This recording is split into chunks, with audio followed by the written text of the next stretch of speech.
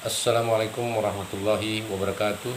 Perkenalkan, nama saya Taufik dari Fakultas Hukum Samawa. Kita membicarakan tentang hukum adat dalam tatanan nasional. Hukum adat memiliki kedudukan yang diakui dan dilindungi dalam tatanan hukum nasional Indonesia, namun sifatnya tidak mutlak dan harus sejalan dengan prinsip Negara Kesatuan Republik Indonesia. Berikut adalah rincian kedudukan dan peran hukum adat dalam sistem hukum nasional. Satu, yaitu landasan konstitusional Undang-Undang 1945.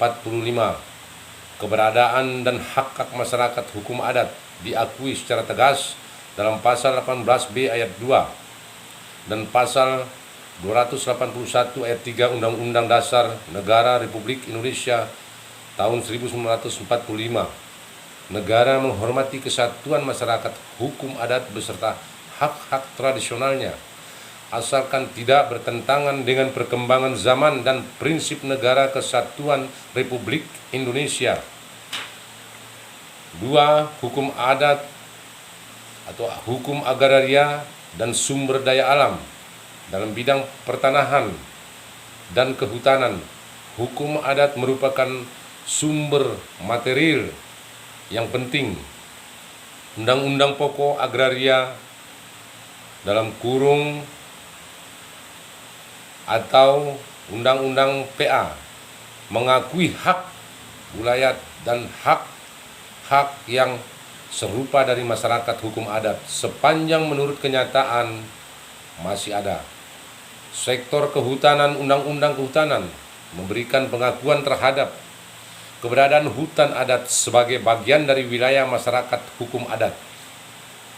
Yang ketiga, pengakuan dalam KUHP nasional.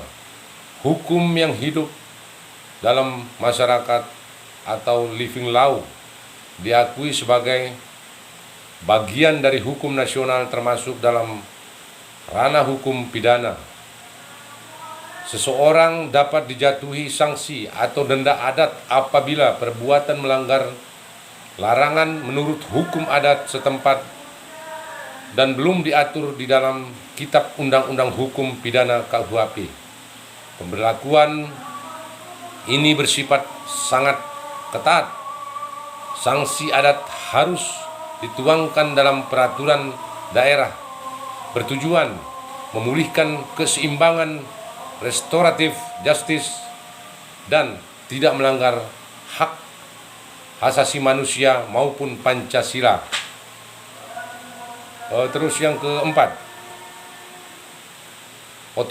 otonomi daerah, pemerintah desa, undang-undang tentang pemerintahan daerah dan undang-undang desa memberikan kewenangan bagi masyarakat adat untuk mengatur mengurus kepentingan masyarakat sendiri.